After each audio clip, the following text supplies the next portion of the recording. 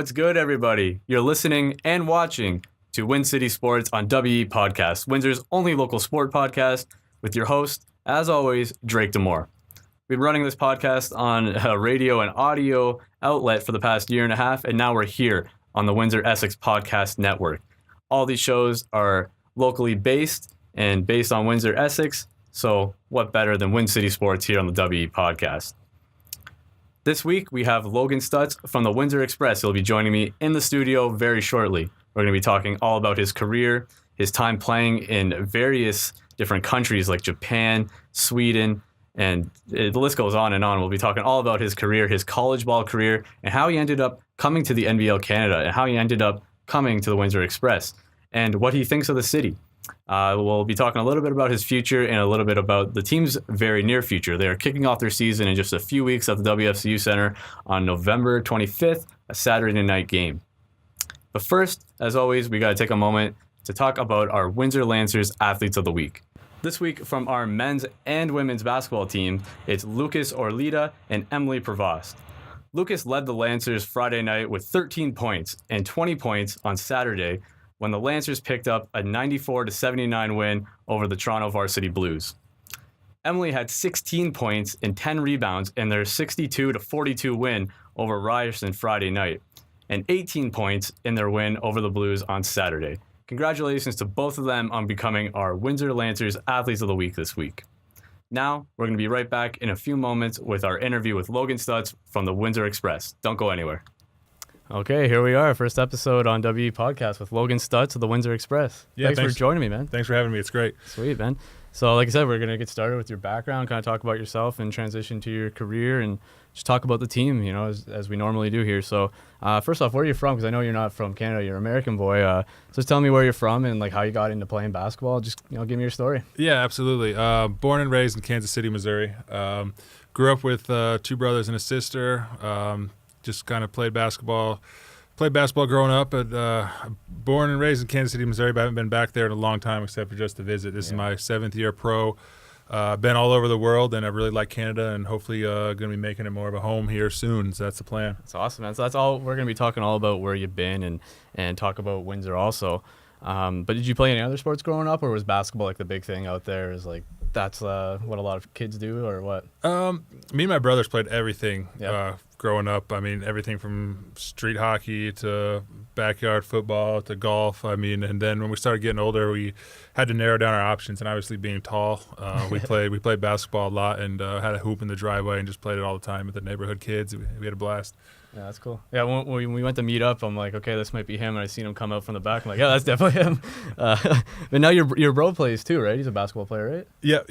My younger brother, he's 7 foot. He was playing in Japan. I played in Japan last year, and now he's out there this year playing. That was Japan you played last year? Okay. Yep. So like we're going to get into that, but just tell me, what was it like playing in not only a different country, a different continent, you know, like maybe Absolutely. Going from America to Canada is a little bit the same, but going to a whole new culture, right? Yeah. What was that like? Japan was a culture shock. I mean, everywhere you go, it's got its ups and its downs, but Japan was one of the toughest places for me and my wife and my kids. Just because when we see Japan, we think of Tokyo. Like that's about it. Yeah, there's a lot more to Japan than just Tokyo. And where we were, there was no other. Everybody was Japanese, which I guess that's what you should expect. But I mean, when we go to Europe, we see other people that kind of can relate to us or even speak English. Everything was Japanese. All the people were Japanese. Everything was in Japanese. We were outside the city, and it was just a huge culture shock. I mean, it was tough, but I mean, it was fun. We made it fun. Nice. You brought your whole family and everything, eh? Yeah. That was a big reason we came back from Japan to play in Canada, to return to Canada, as my wife was pregnant, and obviously being in that culture, she didn't feel too comfortable with the health system. So Canada's got a great health system, and now I got a little Canadian daughter, so can't complain about that. All worked out, eh? But if I'm not mistaken, you started your pro career in Germany, right? Yeah, that's right. Yep. So Germany, I think I got Sweden, Austria. You played in. That's cool, man. Just being able to see the world, like you said. Just tell me about the experience. It's like traveling around the world playing ball. Like, right after college, I got married, and my wife loves history. So when she knew we were going to Europe, we were like, "This is great. Let's go do it. Mm-hmm. You know, get away from our families for a little bit, go start our own relationship, go start our own marriage and everything overseas." And we played in Germany and Austria my first year.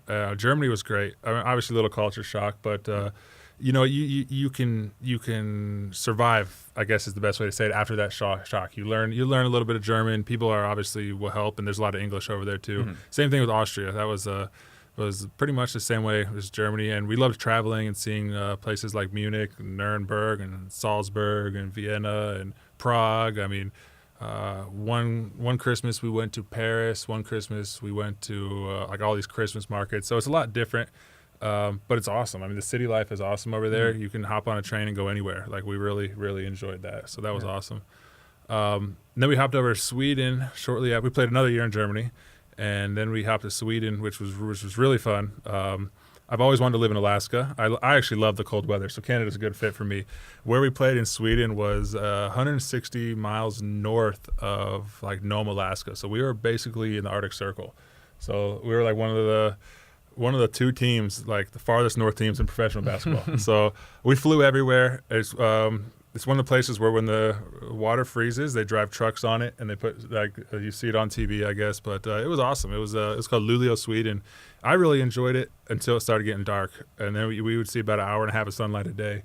That's when it got a little crazy. But the big advantage to that is you get to see the northern lights. We got to see those a lot.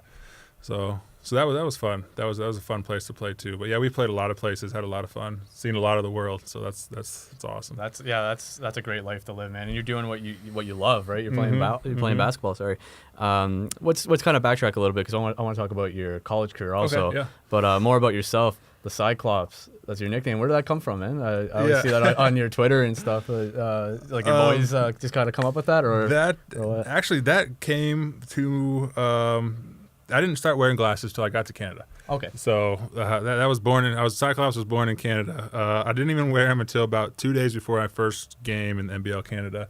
I was having vision problems. I had some inflammation in my eyes, and I got hit in the head with a ball after this, and it just got so bad that I went to the eye doctor, and they were like, this had something to do with the white blood cells and the cornea, and they said, the lights are just like almost fogging up my eyes. So they're like, we just need to dim the lights down. We got a couple pairs to try on. Let's get you set up.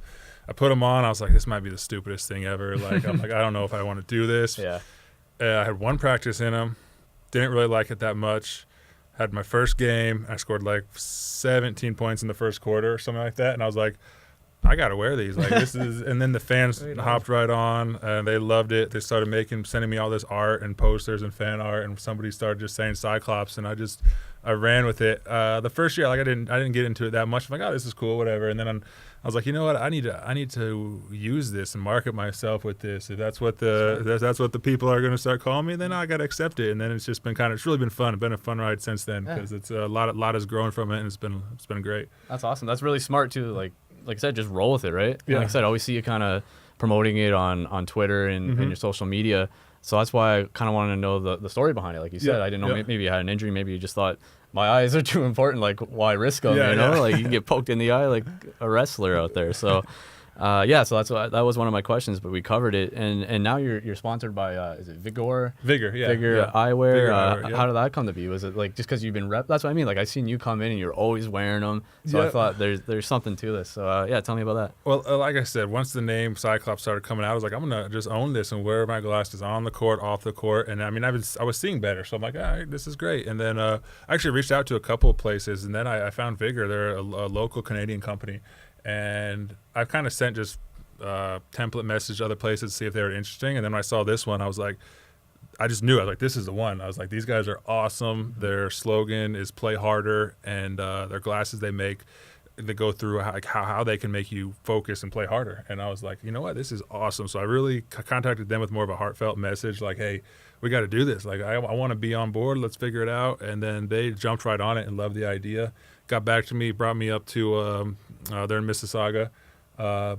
They make glasses for a lot of companies, and then they made their own house brand, and Vigor's their house brand. They wanted to bring a sports glass to Canada, and they do a lot of great things in Canada with other events and stuff. And then they're actually making me my own glass now that I should have any day and will wear during the season. So to have something that's kind of my own come from an eye infection, like that's pretty cool. So, yeah, that is, because like I said, I didn't know if it was like just a protective thing, but like you're saying, there's actually a benefit in your play to it, right? Yeah, because you're focusing more, and like you were saying, right? That's awesome. And I don't know that. Just seeing you wearing glasses, right? Yeah, So that's why I wanted to kind of tackle that. That's cool, man. And like I said, let's get to college ball. So where did you start, and like how did the recruitment process kind of go down? I really didn't play competitive basketball until about my sophomore junior year of high school. Like I've always played in the driveway and just played on a rec team, so I didn't really get serious till late in high school. And then I just started loving it. Had some good summers, played some good summer leagues. I broke my foot during a big recruiting period, and I had to go JUCO in the beginning, which at first I thought was kind of like, I don't really want to be here. It's JUCO, but it was the route I had to take. I don't think I was there for basketball because I ended up meeting my wife there, so that was kind of cool. And then I played JUCO for 1 year, and then I stayed local and went to a Division II school called Washburn University.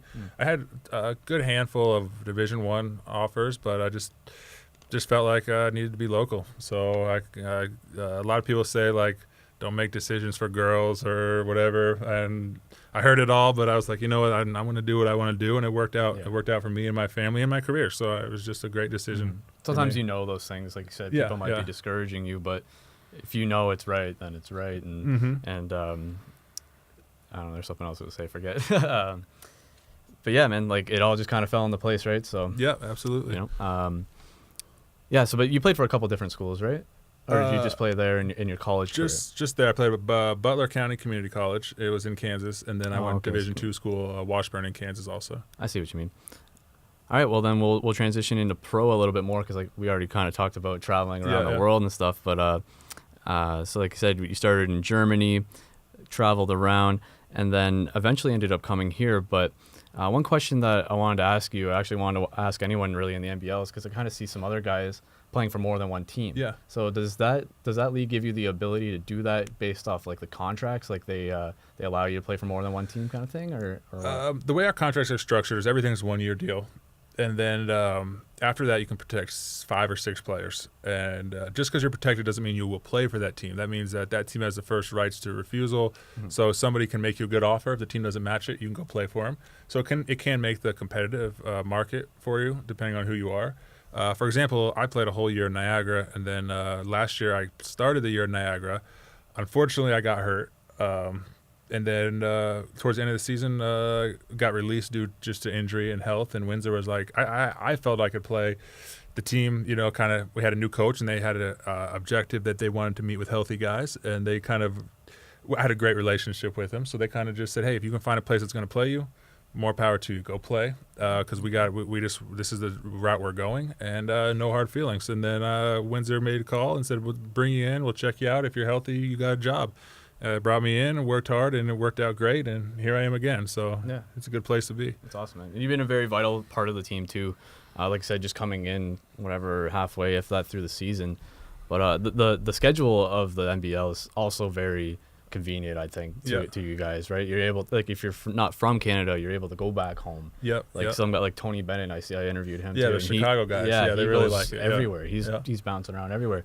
And I didn't really notice that at first, you know. I thought he was like, all the guys were exclusive to the Express. Yeah. Because that's what I'm used to in other sports, right? And I see him playing for other teams, so I thought, oh, he left the Express, and then, you know what I mean? So I'm like, okay, there's got to be something going on here. Yeah. Which is awesome for you guys, because you get more exposure, you get more play time, more experience, and just make it better. I would love to see some little more job security in this league for guys that are more high profile to stay in it and stay comfortable. Like if they want to come back, then they have the ability to get a raise and come back, so they don't have to go chase money somewhere else. Because I think if you stay in the right place, you can really get a fan base. I've made some great connections in Windsor that would be hard to leave. So I mean, the objective is to obviously stay here, play the best I can, and continue to build here. That'd be the goal. So hopefully the league can make that opportunity better, because they only let 1 year contracts happen now, and hopefully in the short future you can sign a multi-year deal to get some stability. That'd be a good step, I think. Brilliant idea. And it's still a new league too. Yeah, it's popped up right around the same time that you started. Pro, right? So when that happened, did you kind of notice it and thought like, hey, maybe that might be a place for me to play?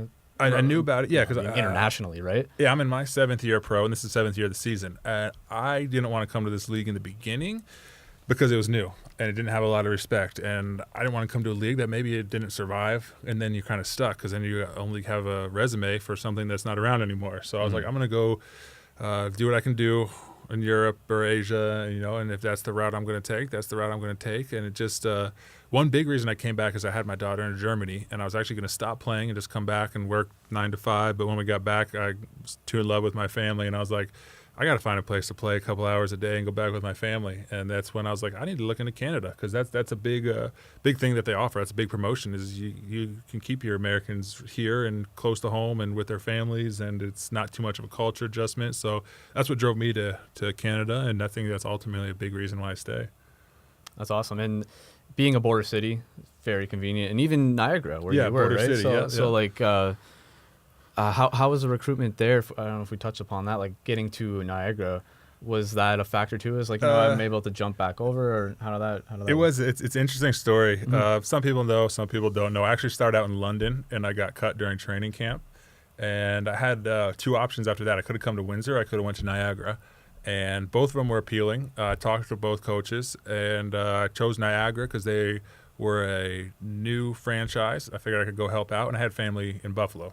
So I was like, that's a pretty easy transition for me. And then I went to Niagara and had a great year, and a lot of opportunities came from that. But eventually ended up coming back. And when I knew Windsor wanted me, I was like, that's a great place to go too. So I mean, a lot of opportunities, a lot of great opportunities here. Yeah. So there was already some groundwork there. Yeah. Like, you already established yourself with the coaches and the management. And so then when you reached back out to them, really, you wanted to find a new place to play, they were probably like, we know this guy. He obviously has a drive to play here.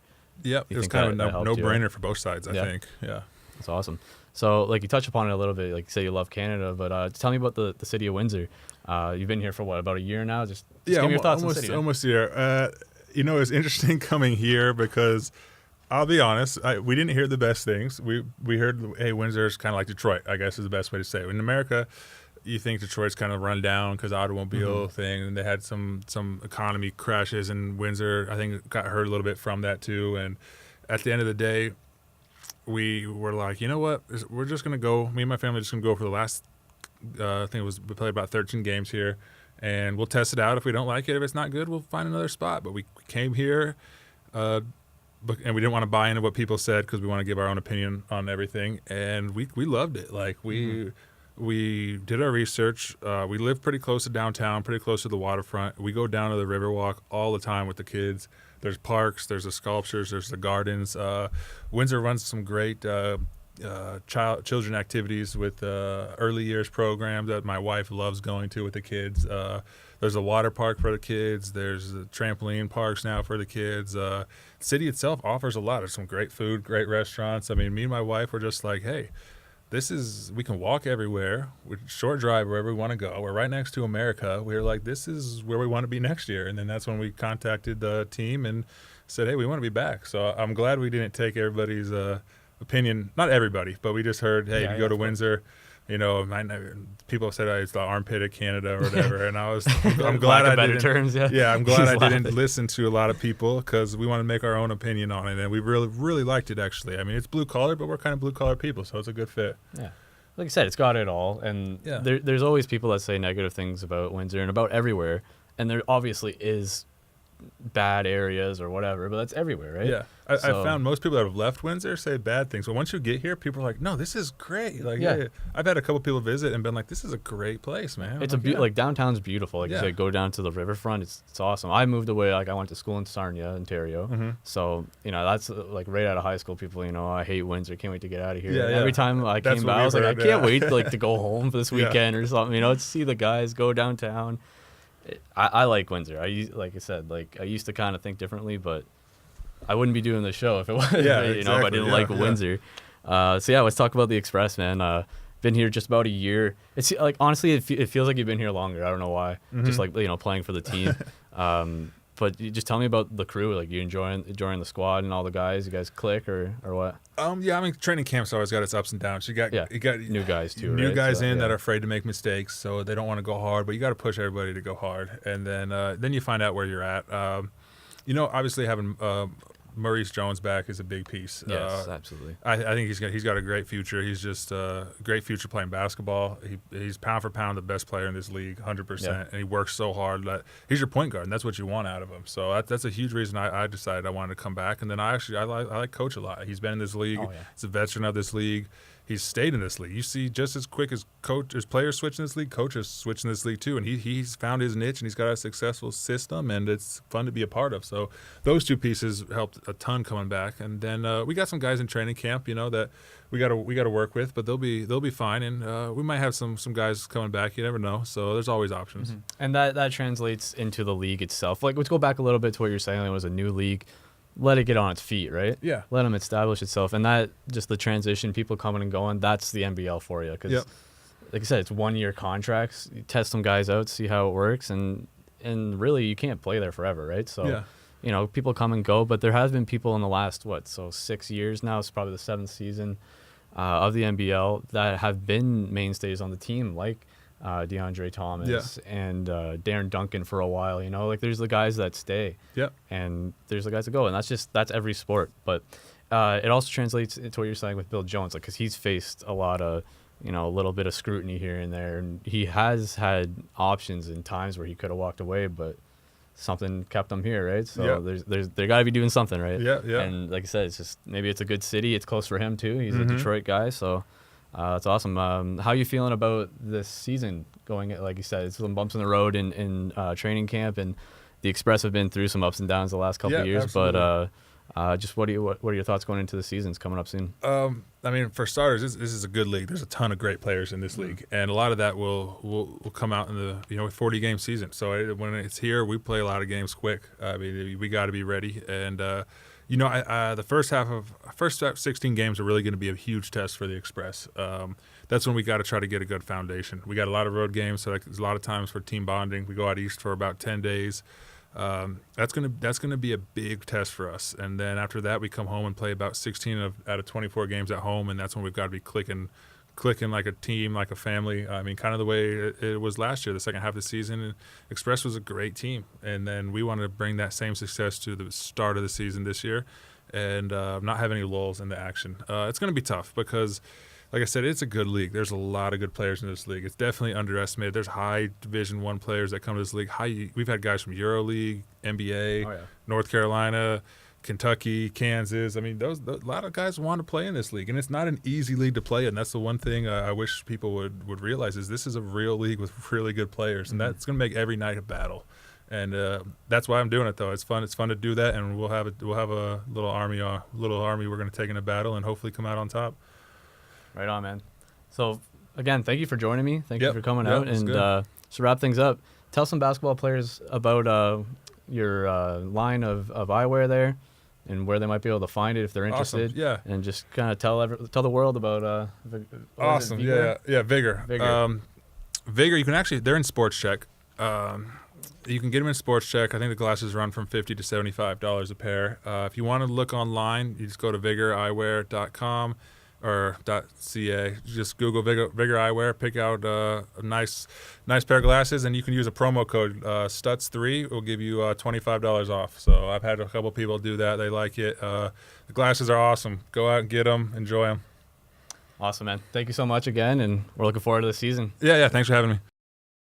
Okay, we're back here on Windsor's only local sport podcast, WinCity Sports, on WEpodcast. Again, we just heard from Logan Stutz of the Windsor Express. Their season is kicking off very shortly on November 25th, a Saturday night at the WFCU Center. We'll be there. We'll see you there. But now we're going to do what we normally do and run down some local sport news, just a few things to wrap up today's episode. First off, we're going to start off with our Windsor Lancers sports. Starting with our basketball teams, the men and women's teams picked up wins this past weekend over the Toronto Varsity Blues. 94-79 final for the men and 83-60 for the women. The day prior, the Ryerson Rams were the visitors at the St. Denis Center, and the women took the Rams 62-42, although the men suffered their first loss of the year, 81-68. Both teams will be in London this Saturday, taking on the Mustangs in OUA action. In hockey news, our men's team suffered a loss to the rival Western Mustangs, 4-2 at South Windsor Arena. The women took 2 losses over the weekend to Guelph and Waterloo. This weekend, the men are on the road to Waterloo, taking on the Warriors Friday night and Laurier on Saturday. The women will be at South Windsor Arena, taking on the Ridgebacks at 7:30 on Friday. Then Queens on Saturday at 4 p.m. in the afternoon at South Windsor Arena. Men's and women's volleyball will be in afternoon action at the St. Denis Center, taking on McMaster at 1 and 3 p.m. This week, in regards to our Windsor Spitfires, we have no Thursday game. Normally, every Thursday this year we've had a game, but the Spits will be at home this Saturday for a 7 p.m. game, taking on Logan Stanley and the Kitchener Rangers at the WFCU Center. They play a home-and-home series this weekend, traveling to the Odd on Friday night. And finally, our Fratmen Football Team, the OFC champs, are set to face the defending national champions, the Saskatoon Hilltops, in this year's Canadian Junior Football League Canada Bowl on Saturday at Alumni Field. Game time is set for 1 p.m., and this is the first time that the two teams will face off since the final in 1996. So that's going to be all for WinCity Sports this week on WEpodcast. Check us out on Facebook, Twitter, and Instagram. Just search us up on Facebook. You should be able to find us, or go to facebook.com/WinCitySports. Or on CJAM, our handle is WCSCJAM. On Instagram, we are WinCity Sports CJAM. And you can also hear us on SoundCloud, cjam.ca, and the WEpodcast website and app. So until next week, smell you later.